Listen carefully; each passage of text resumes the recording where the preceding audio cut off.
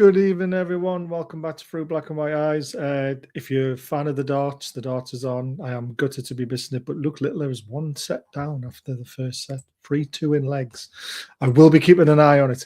Welcome to the preview of Sunday's game at St James Park versus Crystal Palace. I was hoping Rich was going to be here, the Palace fan. I've sent him the link. He says he can do half an hour, but he didn't tell me which half an hour he could do, whether it was the first or the last. So we'll just have to wait and see. Please like, share, subscribe. Hype after the show is finished. It really does help us to push the channel further and the shows onto other people who might enjoy it.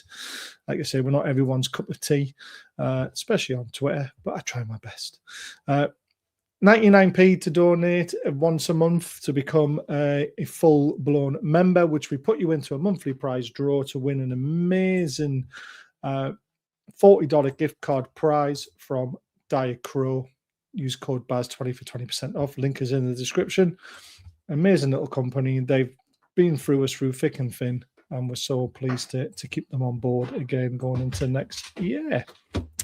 Please adhere to standard community guidelines. Keep comments respectful and enjoy the show. And we'll just quickly run through these. Magpies Stu, good evening.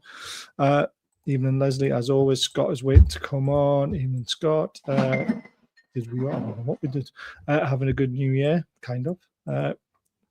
Mr. Devlin's in the background as well, waiting for him to come in. Really looking forward to that. Tony's in the house. How are you doing, Tony? And Gary as well. Great to see Gary, as always. Let's bring the co-host in. How are we doing? Both Mr. Devlins are in the background. Double Devlin. Happy New Year, Barry. How are you? Happy New Year. Very good, mate. You? Good, mate. Good. Happy to be here as always. Always. Absolutely. And we've got Scott. Evening, Jen. All okay? Good evening, Jedi. Mr. Devlin. Good evening, Mr. Devlin. That's never going to get old, Baz. It's never going to get old. Not, is it? It's really not. Right. I was hoping Rich would be, because I wanted to talk about Palace first of all, but he obviously he's either late or he's just decided not to turn up. Or like I say, he could be doing, we'll be there shortly, just finishing on another stream. There we go.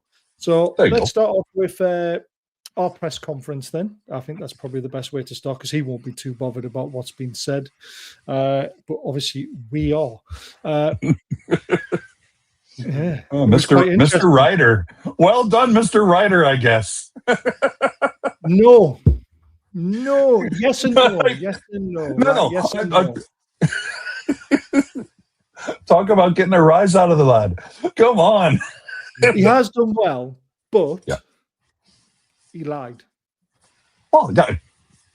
Go for it. Because, right, the whole thing was we face an onslaught for 60 minutes. Yeah. We didn't. Right. And no.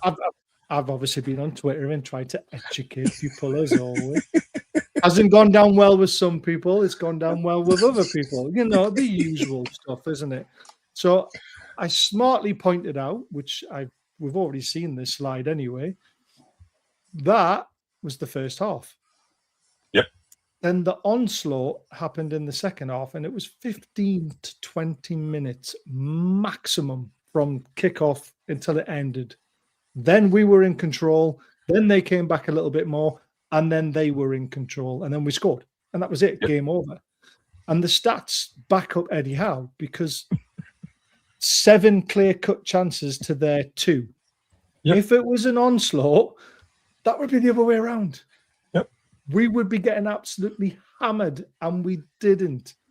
So I applaud Lee Ryder in a way, because I'm not his biggest fan, and I don't think anyone on this panel is. At least he had the balls to try and ask a tough question.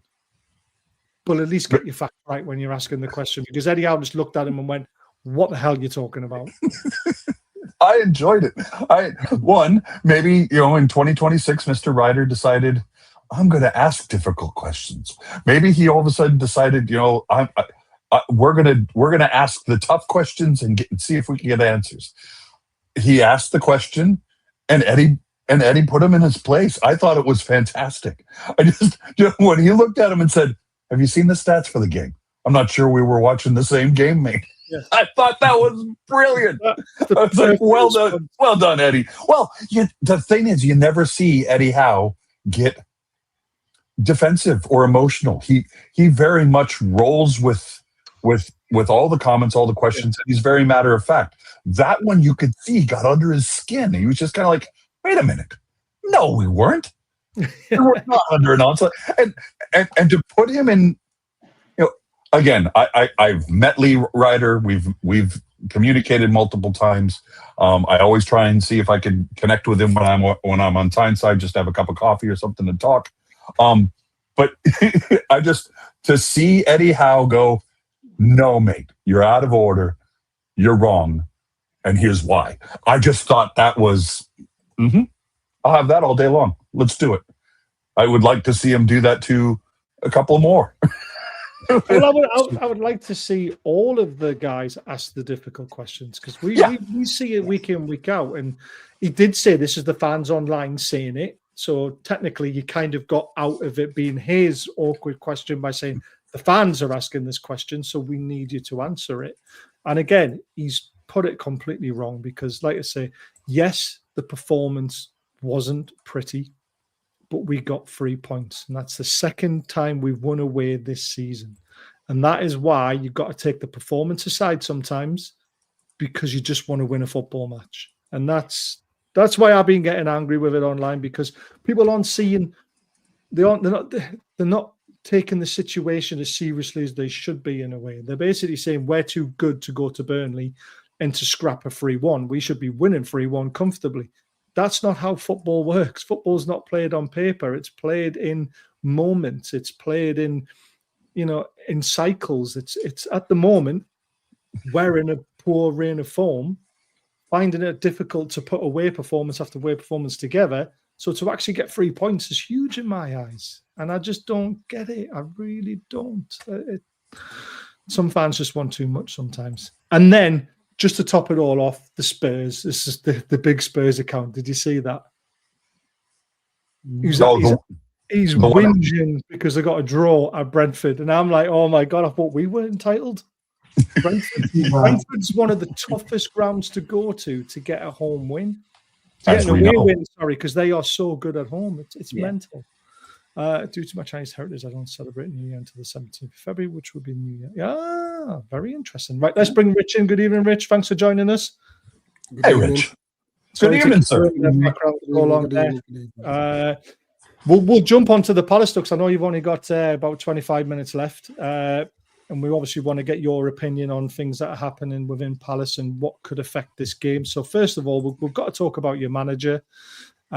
He's done a fantastic job at Palace. You won the FA Cup with the squad that you've got. You fought to keep players at the club, even though it might cost you in the long run financially. It's put you in a better position league-wise and also winning the FA Cup. Because if you didn't have more gear, you wouldn't have done that, in my opinion. So, are you confident, or are you really worried about going into the summer and losing Glasner as your manager? Do you see you keeping him or not? I personally don't see us keeping him. I don't think our board backed him in the last 2 summers when he should, especially the last summer after winning the cup. He should have been backed a lot. However, we've just signed Brendan Johnson. So it's kind of slightly changing how I'm feeling, because I'm sure Johnson would have come to the ground and said, are you my manager next year? Yes or no? And that might have played a part in him, whether or not he signed. So glimmer of hope. Don't expect it, but hopefully so. But to your point, Glasner's worked wonders with us. Like a club like ours, we don't really expect much. We're happy to... I mean, not that we would never want it to progress, but we were like, listen, we've been in the league 13, 14 years. This is amazing. Yeah. And he came in and he said, scrap that. We're trying to win every game here, and he's worked wonders, absolute wonders. Yes, and he's done it with a formation that is being trialled at Man United and not working very well, but he's used it very, very well. I like Glasner, don't get me wrong. There's a lot of people in our fan base, Dan, who are saying he should be the next Newcastle manager. Personally, I think that's quite similar sidestep from Eddie to Glasner. And if we're a club that we want to be, and this is not me saying we should be, this is Saudi Arabia, PIF, our new CEO saying we want to be the best club by 2030. I don't think Glasner would be the man to take us there. I think we need to go bigger, and that's no disrespect to him. No, I would agree. I think it would be a lateral move. And again, no disrespect to Glasner at all. I think for both managers, I mean, I'm on record as saying I hope Eddie Howe is our manager for the next decade too. He could become our Sir Alex Ferguson. Just back the man and he'll work wonders here as he's done in the last 4 years. Glasner again, and as Rich said, has done wonderful things at Sellers Park, and I would like to see him stick around. I think the signing of Brennan Johnson is an interesting one. Given it's a club record fee as well. I would think that the lad coming in would be looking for some assurances or at least a plan, of what's to come. What's next, if he was going to be moving clubs. The easy thing for him is he's not leaving London. But for him to make a move of this kind and be a record signing, that's an albatross around some players' necks, because you get that record signing label, and all of a sudden you're looking for fans are looking for a lot more from you because you have that label. No, but I agree. I like Glasner. I really like him. I like the way he speaks to the media, the way he's an Eddie Howe type of character, just like you said. And as if Eddie Howe was to leave our club for something bigger, better, England job, whatever, if that's touted, I could see a Glasner, but at the same time, I agree with you. I think Piff would, in order to scale the next hurdle that they want to overcome, they'd be looking for somebody bigger. What is bigger? I don't know. We'll see. Mancini, I guess, someone like that, potentially. 10 years ago, yes, but things move on, don't they? You want a serial winner, don't you? I think that's what basically. There are some in our fan base.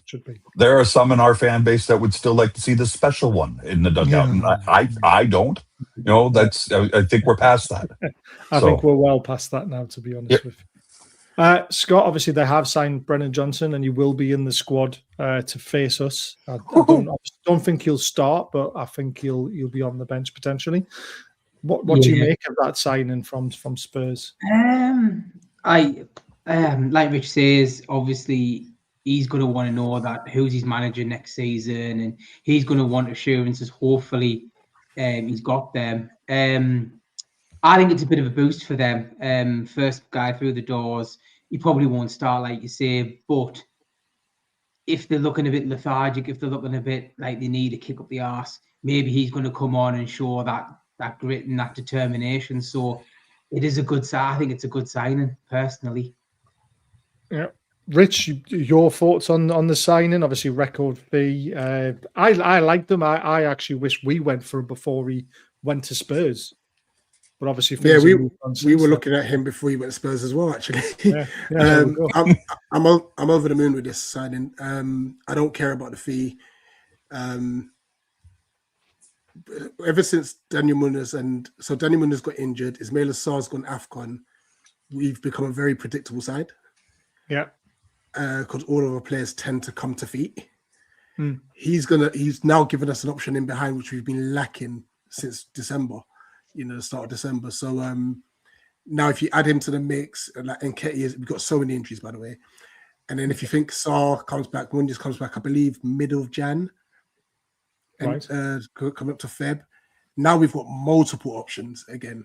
I think we're still about 2 or 3 more players short, but this is a step in the right direction. So I'm really happy with the signing.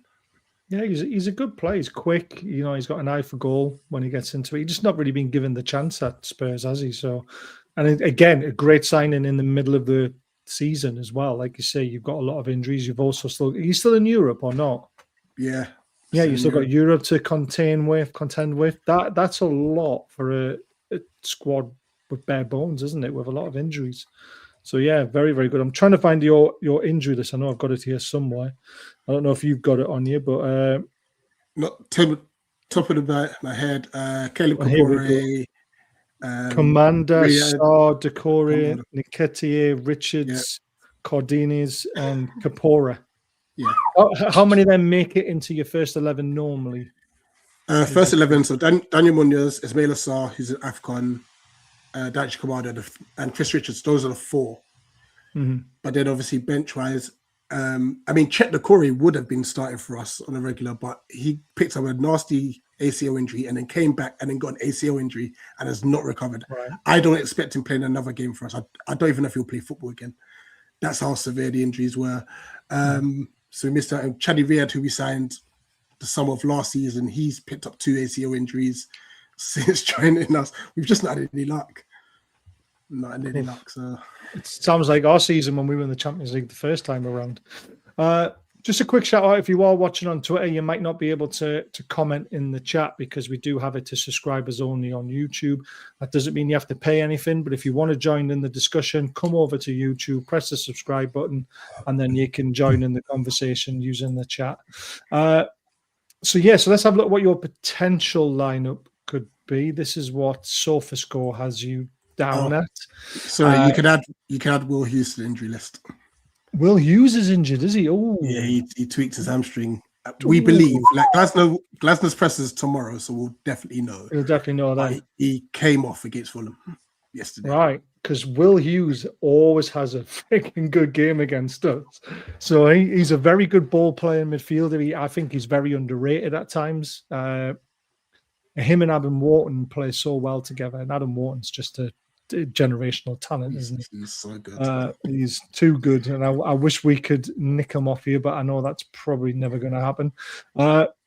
So if Will Hughes is not going to be in there, who would you put in there? And is there anybody else that you would change from that 11? See, this is difficult because JD Campbell came on for him, which meant Lerma went into centre mid, and it kind of disrupted our balance because Lerma was having a good game at right centre back. So it could be a case where Lerma stays there. Justin Devaney goes from right wing forward to centre mid, which is his natural position, and Brennan Johnson starts. Right. Ooh. That's what I think. Oh, interesting. I'd be surprised just to see him being thrown straight into the 11. Just because we've been desperate for attackers. That's why right. That's fair enough. Just figure it out. Yeah. Very, very interesting. Right. We'll have a look at what we think we could line up, and then what we're going to do is, if you don't mind, we're going to do a mixed 11, and we'll have a discussion with the chat and ourselves.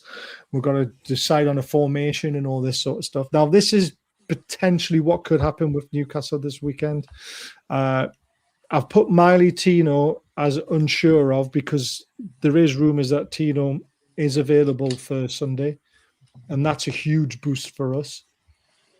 But then if Miley is going to be available for centre mid, you might see J7 drop out and Miley play there instead, because Miley does not deserve to be dropped. His performances have been fantastic recently in centre mid and at right back. I've got a feeling Woltemade will start because Visser started midweek. So because of the fact that Visser's coming back from a knee injury, I don't think he can start 2 games in such quick succession. And then, I mean, this whole Barnes and Gordon thing, they can't play on the right wing. Murphy's got to come in, and Gordon keeps his place just because of his first 10 minutes against Burnley, because the rest of it was shocking. But when we're at home, he's a different animal because he's got the crowd up his backside. So that's what I think it'll be. Obviously, we can't change Chow or Shaw because they're the only 2 fit centre-backs we've got. We've got to pray Lewis Hall can play 90 minutes after his potential injury scares against Burnley. So, yeah. I mean, Dan, your first thoughts on that? I agree. I don't see... I mean, while I would love to... multiple times we've said we would love to see Big Nick and Visser play together. I think this rotation will be familiar to us. We played Visser to start Burnley. Now we start Big Nick at home. And it's a known quantity. I think this side picks itself.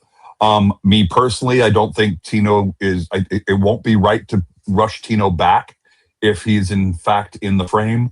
I think he comes off the bench and spells Miley for a little bit. Again, like you said, Miley doesn't deserve to come out of the starting 11 simply because he's played so well over the last month. He was the club's December player of the month. So He's done ever so well. The back four picks itself. The midfield three picks itself, given the form that they showed at Burnley. I this is the 11 that I would expect to see. Yeah, Scott, do you see anything different? I think you might start Miley at the back. I wouldn't risk Tino straight off. The only thing I disagree with is I think he'll start Barnes instead of Gordon. Personally, I've got a feeling he might go for Barnes instead. It could do. It could give him a kick up the arse he needs as well, to be fair. Both of them haven't been performing, have they? So both haven't been performing. I would say if I was Eddie, look, Barnes, you're starting, Gordon, bench. You only did 10 minutes the other night. You know, it might just start getting Gordon thinking, hold on a minute here. My place isn't nailed on week in, week out. That's the only change that I think that he might make, Gordon. Barnes in for Gordon, personally. That's fair enough. And again, Gordon's got his England place to worry about if he is sitting on the bench. Absolutely. Right. Rich, what are you worried about in that Newcastle team coming up to St James's Park? I'm worried about Jacob Murphy. He always plays well against us. But he hasn't got his shiny iPhone up front, though. That's the problem. True. That's a good point. I am quite surprised that Barnes ain't starting on, because I thought he's been really good for you this season, to be honest. But I guess Eddie Howe knows best, obviously. And it'll be typical to have most of your players come back from injury. I see Nick Pope's there. Where's Ramsdale? Like, can you give us a chance to score, please? Like, don't try and bring Pope back in now.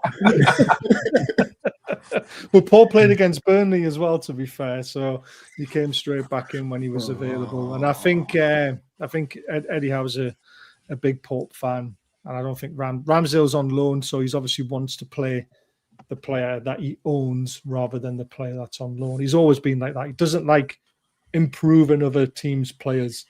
So there we go. Right, let's see if we can get this to work. By the way, it's 2-1 to Luke Littler. After Ryan Sale threw away his final leg in the darts there. Dan's like, what the hell are you on about? But I know exactly what you're talking about. Oh, do you follow darts then, do you? I don't follow darts. I've watched it since you've been watching it. So good there lad. you go. Yep. Good lad. Right, so here we are. Everyone can see that. So we're going to make our mixed 11. This will be fun, Rich. This will definitely be fun. We'll try and keep it civil. I'm sure it will be, but we've got to start with a formation. Obviously, both clubs play a completely different formation. You play a 3-4-2-1. We play a 4-3-3. Based on the players that we're going to be picking from both sides, what do you think would be the recommended formation for our team? This formation is fine, to be honest. Yeah, 4-3-3. Yeah, that was too easy, Rich. That was too easy. I already know, like, there's about 2 or 3 players I can squeeze into this process. Okay, fair enough. I'll tell you the first person who and this might shock you, but I'm going to throw Henderson in instead of Pope. That was my first one. Yeah.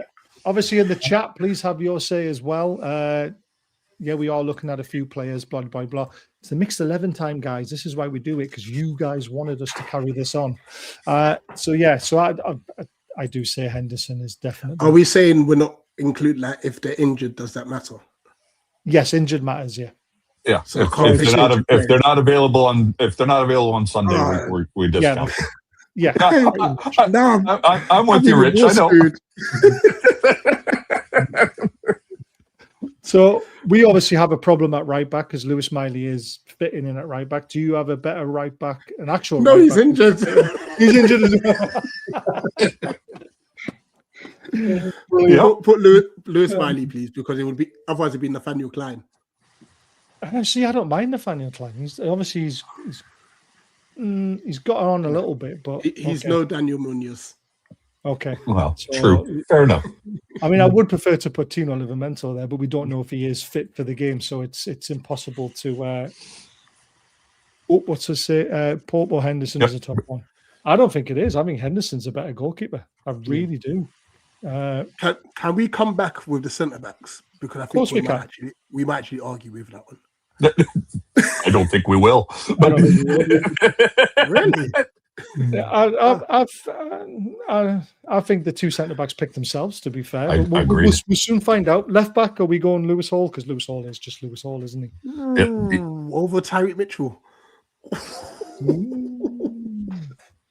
Yeah, that's a question. Yeah, it's a question for the chat as well. Who would you put in? Mitchell? I mean, or who's Lewis better Hall? going forward? Mitchell's better defensively, isn't he? Yeah. Yeah. Oh, that's a tough one. And we don't know if Hall is going to be fit. We truly do not. So I wouldn't disagree with Rich. I'd put Mitchell in at left back. Controversial for this show, but because we don't know for sure. That's true. Yeah. To be fair, if I was to pick one, I would personally pick Cool. I think the attacking threat is a lot more than the defense. I don't disagree with you, Rich, but because we don't know, the expectation is that Lewis Hall will start. But Gotcha. It's interesting. I honestly think the two centre backs. I'm throwing you a bone, Rich. Come on. I literally think the two centre backs pick themselves, and I think Agreed. it's Chow and Gear. Mm-hmm. Yeah. Malik Chow has been superb this season, and imagine him playing alongside Gear. I would love that. Go on, Rich. Maxence Lacroix has been outstanding as well. Mm-hmm. So let's have a look at the stats. That's always a good thing to look at. Well, Teal scored more. Definitely that. Yes, I think Chow's only scored one, to be fair, but that's not why he's in the team. Chow's fantastic as well, by the way. That's all right. So we've agreed on Mark Gay. At least that I can agree with. Yeah. Yeah. Am I willing to go three at the back and have all three of them in? Oh, it's too late now. We picked our formation.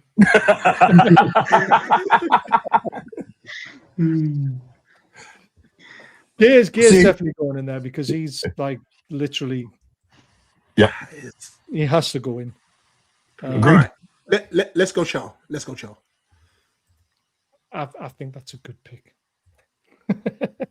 Not being biased or anything. At least we can say we've got a mixed backline. We've got a very mixed backline. So far, you're actually winning, which is very strange. Yep. So if we're playing three in midfield, because the only midfielder going in is Ward. Yeah. I was just about to say, does the midfield pick itself again? Doesn't it? Really, in a way, it's got to be Wharton, Bruno, and Tonali, hasn't it?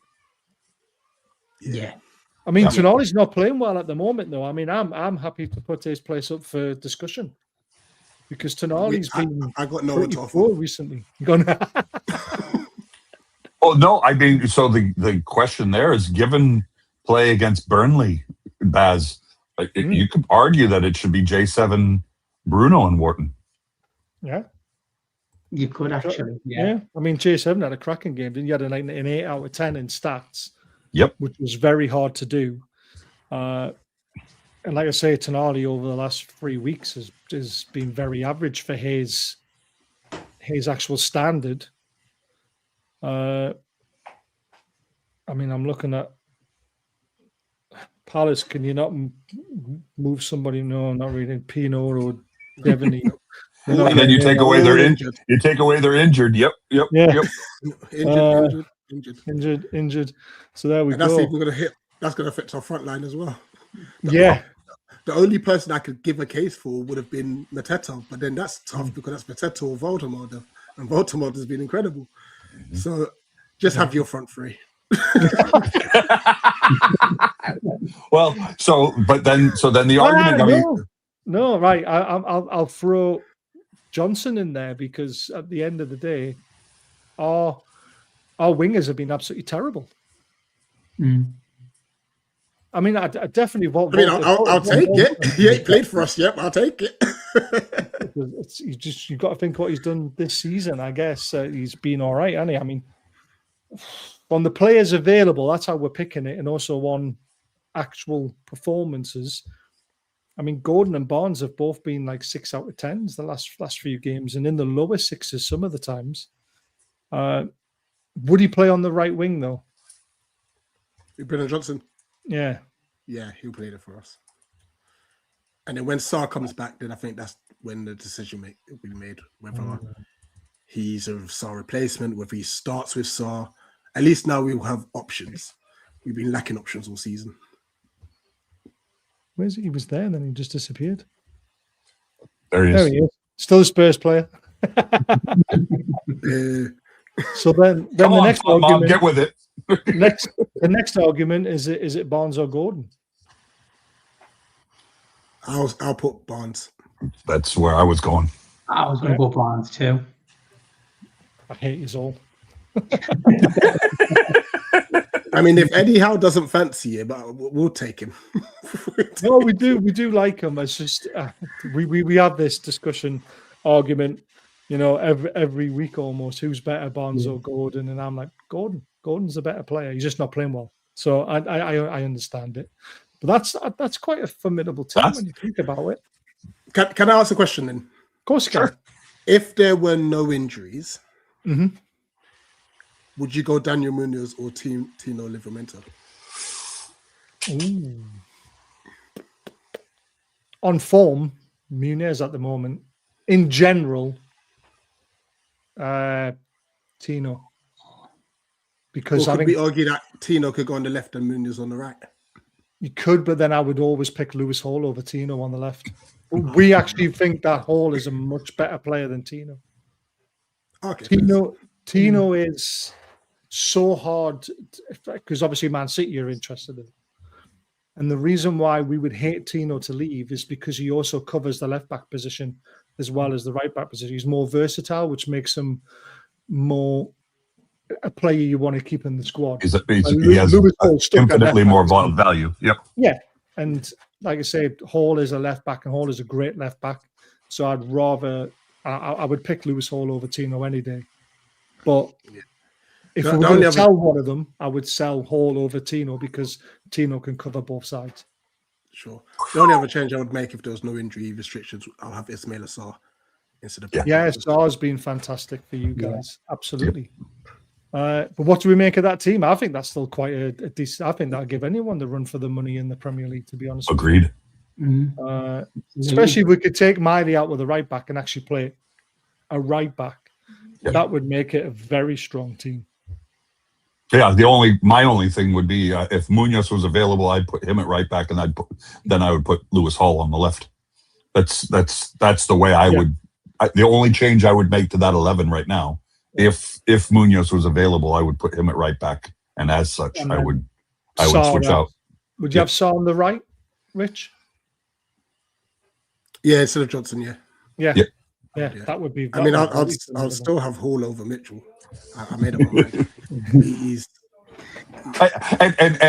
And Rich, to be fair, I would have Hall over Mitchell in this 11 right now. But the fact is, we expect Hall to play. The question is whether or not we're going to have something thrown at us funny.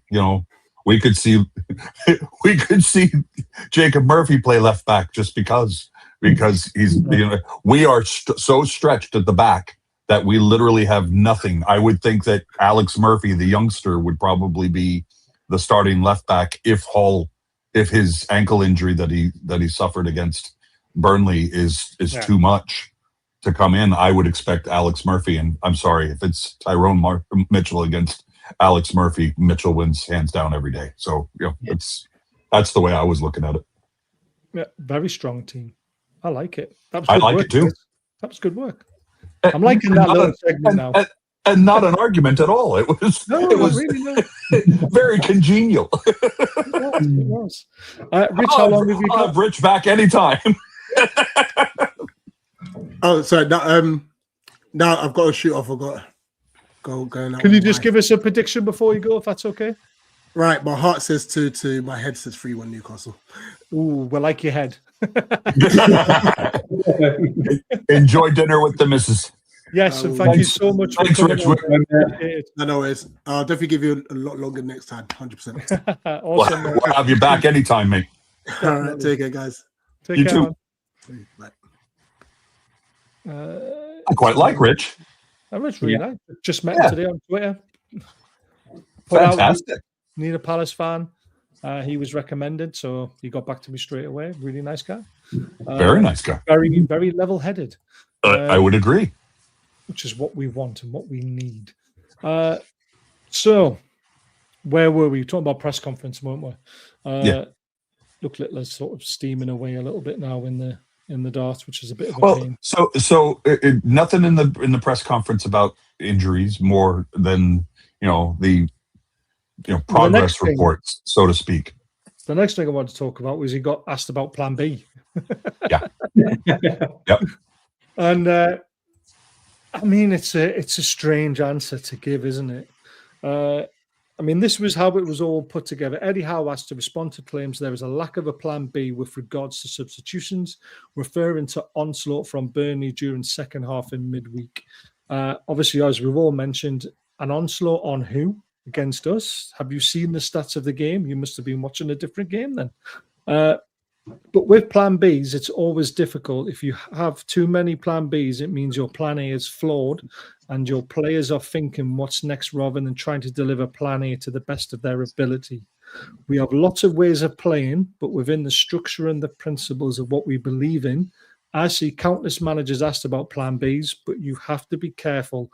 We have a very strong plan for every situation. We just need to deliver it.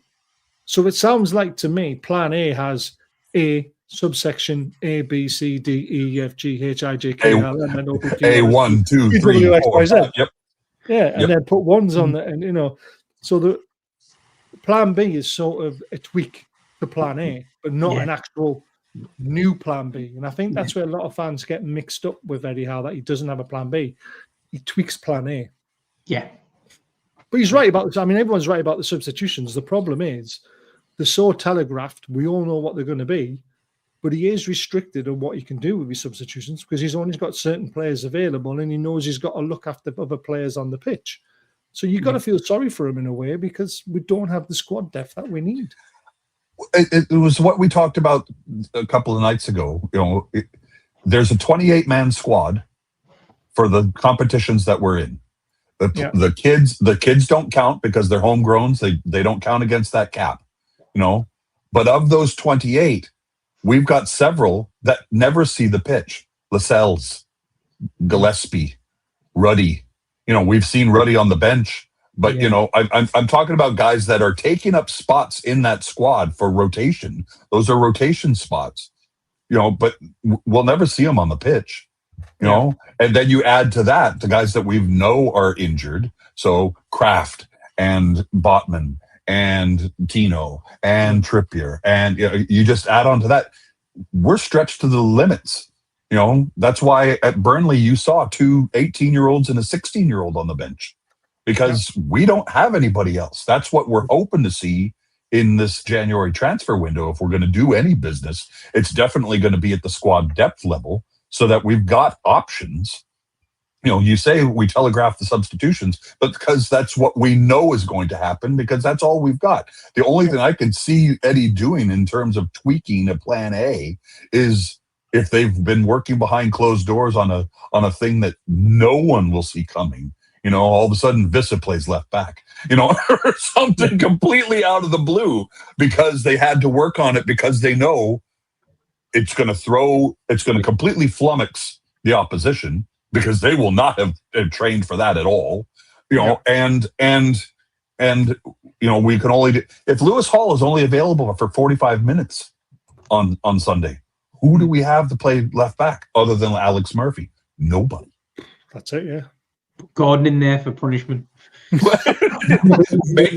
him defend. No. Make him defend.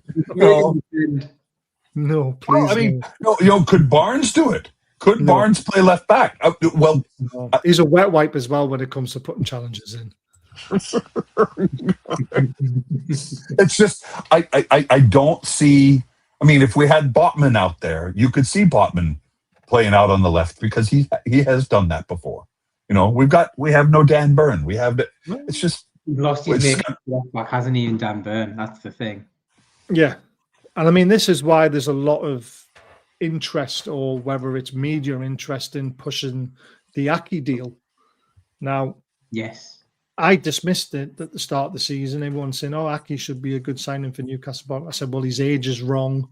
Yes, he was at Bournemouth with Eddie, but we're meant to be buying these younger, hungrier players." Nathan Aki doesn't want to come from Man City's bench to potentially being on Newcastle's bench. Yeah, but right now, with our injuries, he probably walks into the team at left back and or at left centre back because people need a rest. Yeah. So he actually would make a good signing. But the problem is he played the full 90 minutes against Sunderland last night. Yep. So is he actually being used at City now rather than being someone who sits on the bench? So why would you want to move from City? So, it's a tough one, really, isn't it? There's some other good news on the injury front. Apparently, Botman is hopefully soon to be back. Yes. Trippier as well. Possibilities off the bench. I don't see them walking into the starting 11.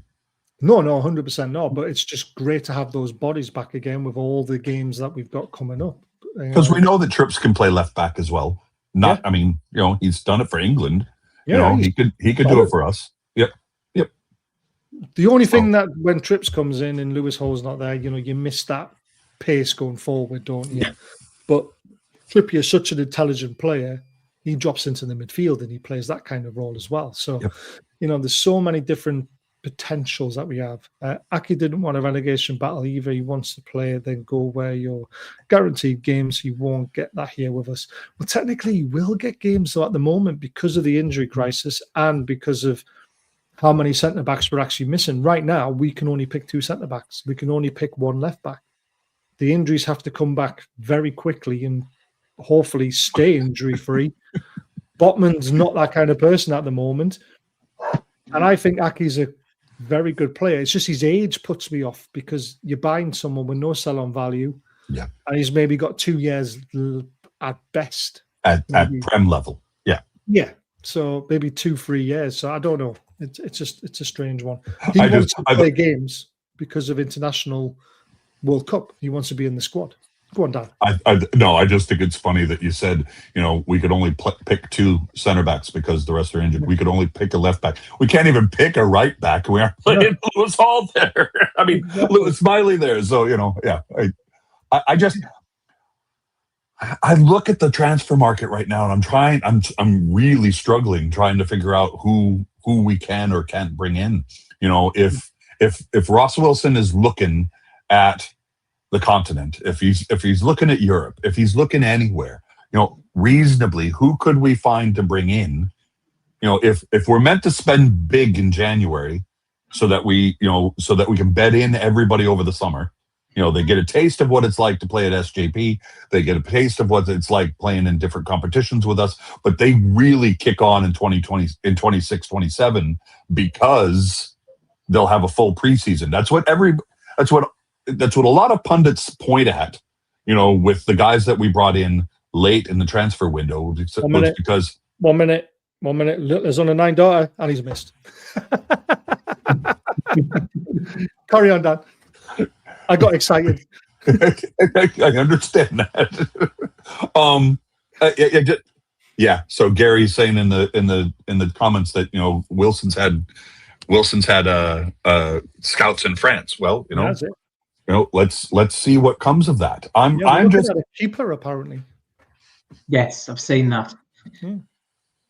So my question to you guys is, the fact that as soon as Pope was available, he played one game on the bench, and Ramsdale had difficulties in that match.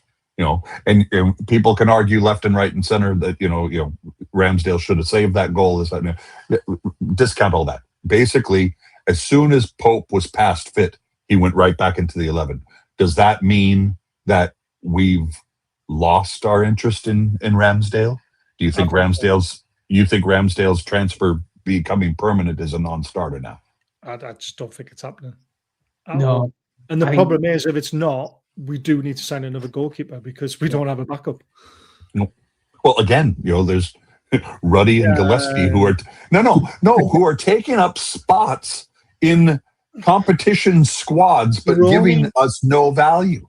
They're only taking the spots up because we have nobody else to put into them, you see. So they're employed by the club as goalkeeping assets. Assets, yeah. You know what I mean? They're not there to play a game. They're on the bench because there's nobody else to put on there. So you have to name them if you're going to put one of them on the bench, like a Ruddy. Ruddy, who will be 40 this year. Yeah. But he doesn't want to, because Ruddy's never going to see a light day of a football match. He's there to be part of the coaching staff, really, in a way. And he's an emergency player if needed, I suppose. But Ramsdale probably won't go back to Southampton. He'll probably go back to Southampton to be sold, but we won't be buying him. I can guarantee that now. Oh, not for 25 million. If he was available for 15, maybe we could see that happening. Potentially, maybe. But no, not for me. But he's not going to come here to be third choice if we're actually looking for another one. So no. But if we bought him, I don't think we'd look for another one. I think he would be our second choice. I just don't think. But I don't think he wants to be second choice. But here's the bigger question. Pope, his contract is up at the end of this season, unless there's an option for him to, unless there's a club option to sign him again for another season. I think his contract is up. Right, there's no. What I mean is, there's no guarantee. 1 minute. He's on a 9-darter again. He's got 3. He's got 144. He's got 2 treble 20s, double top to do it. Can he do it? Oh, first one's in. Doesn't like it though. It's lying a bit funny. He's missed. Damn it! So close. I thought. I don't know if you saw his interview, but I thought, what a dick. But you can't argue how good he is as a dart player. He's just solid. He's unbelievable. Should have hit the 9. 170 finish from Seal to steal the leg. You're on a 9-darter, you miss it, and Ryan Seal hits a 170 to finish. Unbelievable darts. Quality. Anyway, back to the football. Sorry. It's the big fish. Squirrel. I love it. So I'm excited to see what's coming. This winter, this January transfer window.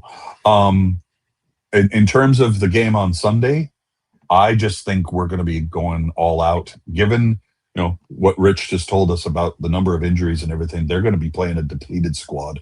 But the problem with playing a depleted squad is those guys that are available are playing with their backs against the walls. They're going to put everything into it.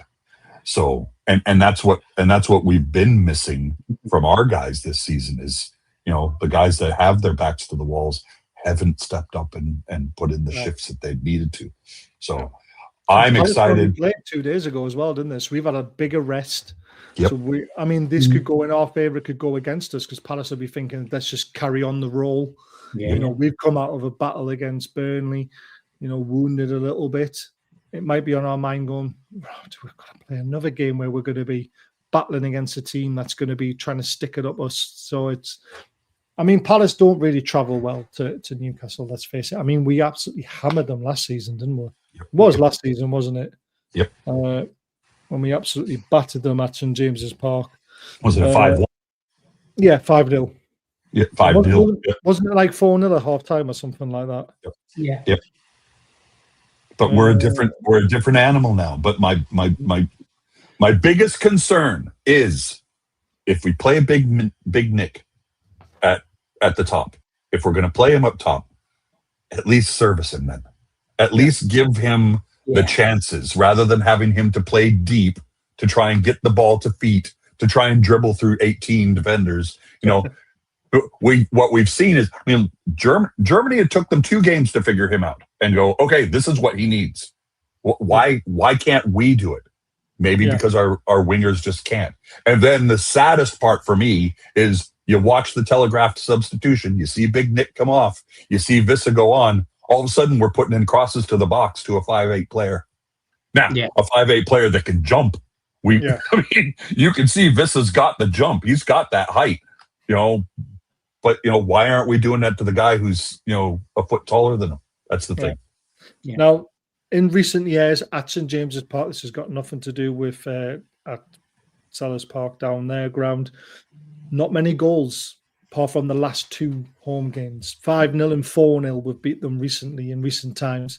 However, 0-0, 1-0 win, 2-1 defeat, 1-0 win, 1-0 loss, 1-0 win, 1-0 win. free draw thrown in there. Don't know how that one happened. Then a 1-0 win, 0-0 draw, 2-1 loss, 3-2 win, and that's back in 1995.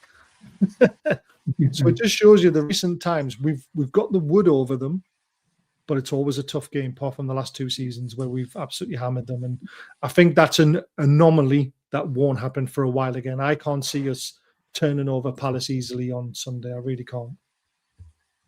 Would you agree? It's going to be a battle. And, you know, if Gordon starts, he's going to have to be ready for that battle. Like all of them, really. But they're going to have to battle for 90 minutes. It's going to be a tough game. It's not a walk in the park at all. No. And the fans have got to get behind the team again. We've got to make it like a Champions League night. We've got to get that atmosphere back. Make it a cauldron in there. Make it uncomfortable for people in there. Do you know what I mean? Yeah. I'll tell you the one thing that worries me, Dan, is their formation. The 3-4-2-1, because they are going to overload the midfield. Technically, they've got almost 5 or 6 players in there where we normally have 3. So they're going to overrun us a little bit unless we can get Miley to push in from right back. But then that leaves that space open. Yep. So we've got to depend on a lot, whoever plays on the wings, to be inverted more than being out wide. Yep. And then when you get the ball, you've got to be clever with it. I agreed. No, I'm sitting there looking at our middle 2, our center backs.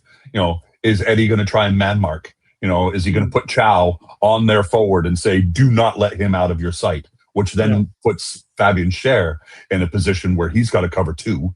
You know, he's looking at those dual 10s, you know, so to speak. Or is it vice versa? You know, does Fabian Schär, look, you hang on that guy's shoulder and don't let him go. And then you expect Chow, who's the more mobile of the 2, to start moving around. But then that takes Schär out of the possibility of the long balls forward and that kind of stuff. So it's going to be interesting. I am, for me right now, I'm really nervous about Brennan Johnson being available in that squad, because I think here's a kid who wants to prove something, and he's going to be like, here's a big value, you know, name tag around my neck. At the same time, I'm away at one of the most famous stadiums, one of the most the noisiest, you know, most imposing stadiums in the Prem, and he's going to be up for it. So I think it's going to be an interesting battle.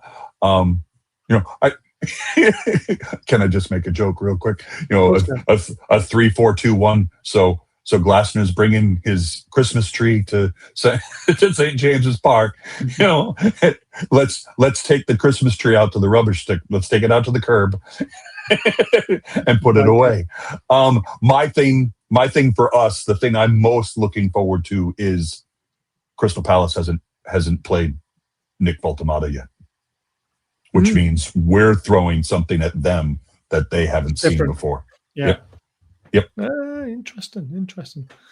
The other thing for me, though, is with them having the 2 10s, is one of our midfield players has got to be switched on and has got to sit deep and stay deep. Don't let them in between the lines, because if you let 2 of them in between the lines and they break through on midfield free, you know, one pass can clear out 3 players, and then the turn, and then poof, they could literally have 5-on-2 at one point. That's why I think J7's in there from the start.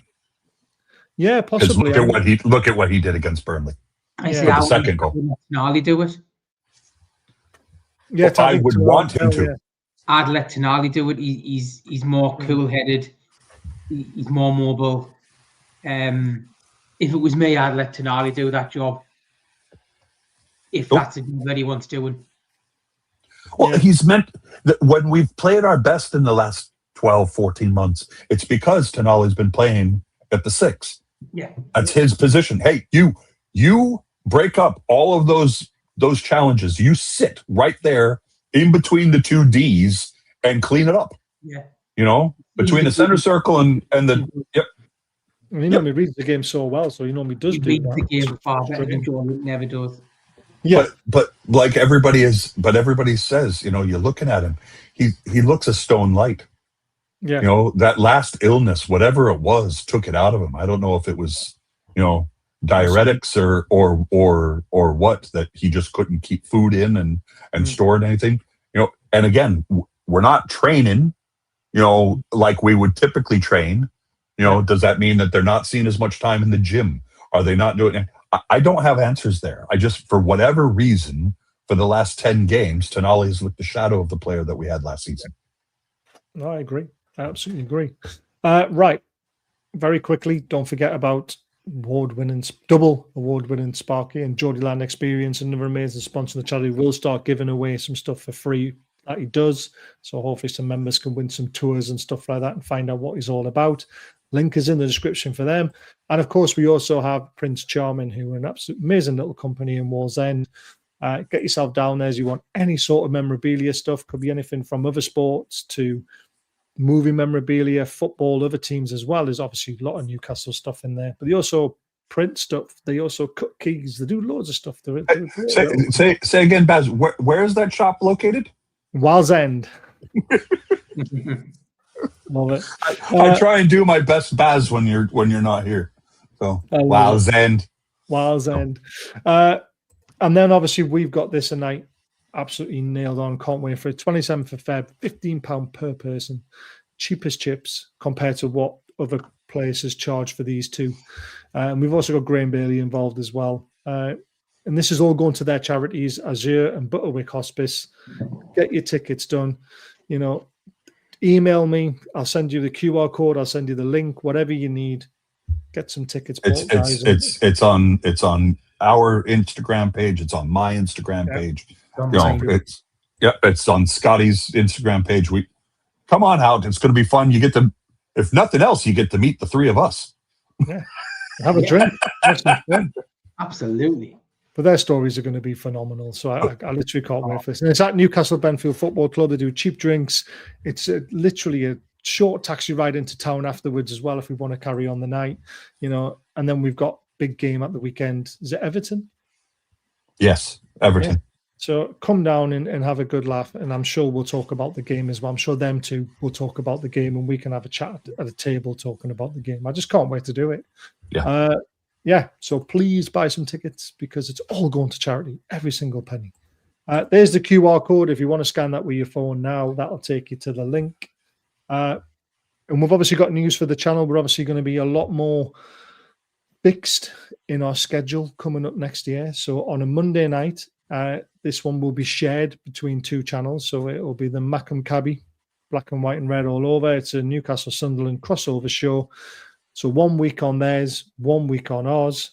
Then on a Tuesday, Wednesday, and Thursday, we're going to leave open because we'll do things like fans forums. There could be matches on. So we don't want to clog up a Tuesday, Wednesday, or Thursday because we want to be on point all the time with what we're doing. So Friday night, again, will be the crossover show. It will be the Oil Brothers. And that will be reviewing the Man City and the Newcastle game on their channel, then on our channel. And then on Sunday night, it will be the review game from the weekend game. And then we'll throw in other stuff in between the interviews, which reminds me, on Tuesday night, me and Dan will be interviewing Gibbo. He's coming on to do a show about the season so far. Hopefully any rumours about transfers. And he'll obviously be talking about what he's going to be doing on this night. So tune in for that as well on the Tuesday night. Before we go, we'll obviously throw the table up because this is a very important game on Sunday. We dropped 3 because of the other results. Yeah. But this will put us level with Sunderland, depending if they win or draw on their next game. But most importantly, it'll put us 2 points ahead of Palace, who were in 10th. So we know a win on Sunday is going to jump us quite considerably up the league if results go our way. And I was talking to someone today on Twitter, and he said, like, are you really happy about our away performances? I was like, well, no, I'm not. But then when I looked at how many points we could have got from them, we couldn't have got many, to be honest with you. Then I looked at our home form and went, well, we shouldn't have lost to Liverpool. We shouldn't have lost to Arsenal. And we shouldn't have drawn with Spurs. We should have beat them, and we should have beat Chelsea. So I added up all the away points I thought we should have got, which was only 4 extra. I thought we should have beat Villa at home start of the season because we absolutely battered them away from home, And then we should have really got a point against Brighton, I think it was. and that's it. And then our home form. No, we already had a point against Brentford. We drew 0-0. Got it. I'm talking about like points that we should have got extra. So we should have beat Villa. So there's 2 points, and we got beat off Brighton, but I thought we deserved a point. So we should have got at least an extra. For me, 3 points, 4 points, maybe. There was another draw in there somewhere. And then our home form, we should have got an extra 6. Yeah. And that would have put us 4th with 36 points. Yeah. And this season could have been so different. We could have been looking at a point of view, we haven't played well, but look, we're still in 4th. Yeah. Even if you take out a couple of the away ones, we'll still be sitting in 4th next to Liverpool with like 33 points. It's just so funny when you look at the table now because it's so tight in the middle. You know, there's the top 3 that are so far ahead, and then the bottom 3 that are so far below. It's those middle. It's the middle 14. It's the other 14 that is all up for grabs at this point, and everybody just needs as many points as they possibly can. Yeah. Absolutely.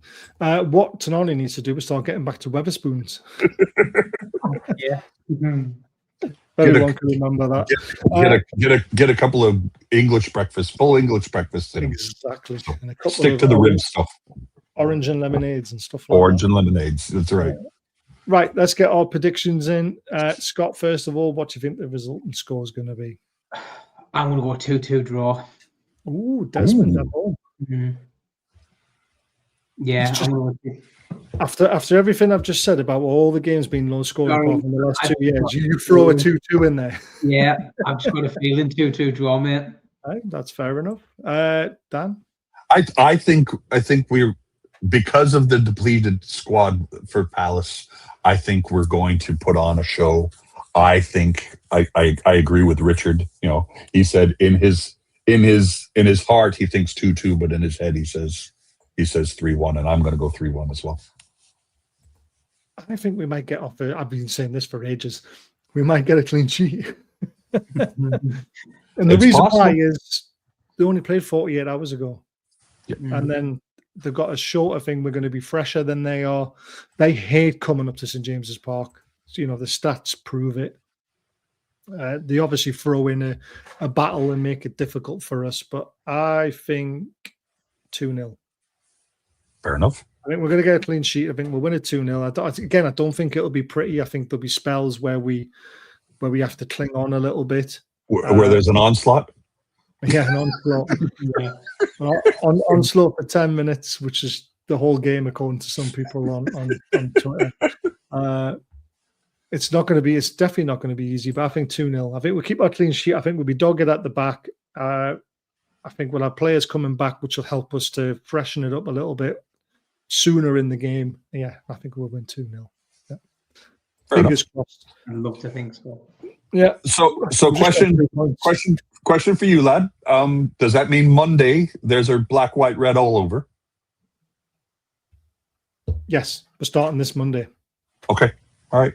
Yep. So the schedule starts this Monday coming up, the 5th. Fair enough. Yeah. So we'll be on their channel. Tuesday we got ours on Gibbo. Friday we're starting it on our channel, the Oil Brothers one, because what I said to Martin was I can't have us on away for 2 like Monday and Fridays, and then the next week we've got Monday and Friday on ours. It'll like clog us up a little bit as well. So I just thought, you know, it means that we've got at least 2 shows every week live on the channel. And there'll be different types of shows, different laughs. I can't wait for the Monday night one because it'll just be banter.